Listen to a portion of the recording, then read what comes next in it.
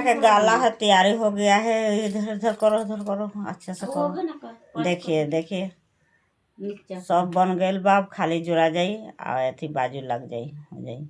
पीछे के पल्ला देखो, आगे के पल्ला के फिर से आगे के पल्ला फिर से सिलाई करम तो दिखा ले, मतलब स्टॉप कर लिए थोड़ा सिलम तो दिखा। अब देखिए पीछे का सिलाई करा जाता लो।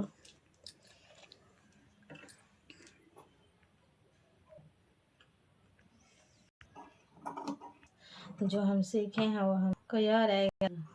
तो हमारे बताई थी मंगा मोबाइल में, जानते नहीं।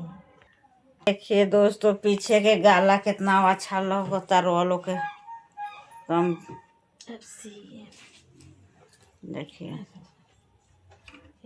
ऐसे दिखाइए, कंधा ना घिरे। देखिए गला बैठ गल पूरा अच्छा से।